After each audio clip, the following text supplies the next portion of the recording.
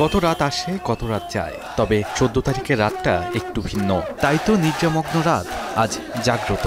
সতর্ক আনাগোনা ছাত্রদের, রাস্তার মোড়ে মোড়ে অবস্থান নিয়েছে শিক্ষার্থীরা। 15ই আগস্টকে কেন্দ্র করে কোনো অপশক্তি যেন মাথাচাড়া দিয়ে উঠতে না পারে, তাই ছাত্রদের এমন অবস্থান কর্মসূচি চলছে। গাড়ি তল্লাশি, দেখা হচ্ছে লাইসেন্স। ম্যাক্সিমাম জায়গাগুলোতে আমরা শিক্ষার্থীর অবস্থান নিয়েছি, যাতে করে আওয়ামী সন্ত্রাসীরা কোনো ধরনের নাশকতা পরিচালনা না করতে পারে। বাঙালি অনেক হিন্দু ভাই বোন বা খ্রিস্টান ভাই বোন, তাদের উপর আক্রমণের উস্কানি দেওয়া হচ্ছে একটি নির্দিষ্ট পক্ষ থেকে। আমরা সে সম্পর্কে সচেতন আছি। ক্যাম্পাসে কোনো হামলা হতে পারে বা আমাদের রাজধানীতে কোনো হামলা হতে পারে, সেই আশঙ্কা থেকে আমরা আজকে 11টা থেকে ক্যাম্পাসে সতর্ক নজরদারি রাখতেছি।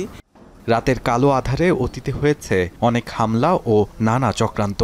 এবার সেই সুযোগ সন্ধানীদের কোনো সুযোগ দিতে চায় না বৈষম্য বিরোধী ছাত্র আন্দোলনের শিক্ষার্থীরা।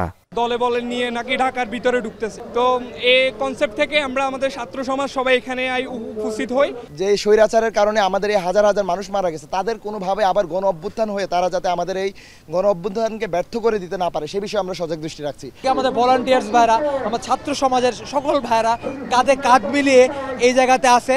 যে কোনো প্রকার অপ্রীতিকর ঘটনাকে সামাল দেওয়ার জন্য আমরা প্রস্তুত। ধানমন্ডির 32 নম্বরে নেমেছে ছাত্র জনতার ঢল। এ নিশি যেন জাগরণের। কখনো স্বৈরাচারী সরকার বিরোধী স্লোগান, আবার কখনো ধরেছেন গান, কণ্ঠে বিজয়ের প্রত্যয়।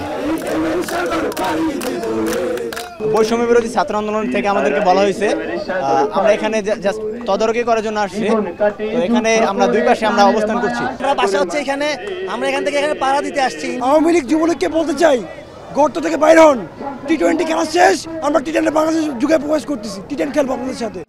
ছাত্র জনতার গণ অভ্যুত্থানকে কোনো শক্তি যেন হার মানাতে না পারে, সকল তিমির রুখতে সজাগ থাকবে শিক্ষার্থীরা। তারা বলছে আর পথ হারাবে না বাংলাদেশ। শাহাদাত অবশ্র, এখন ঢাকা।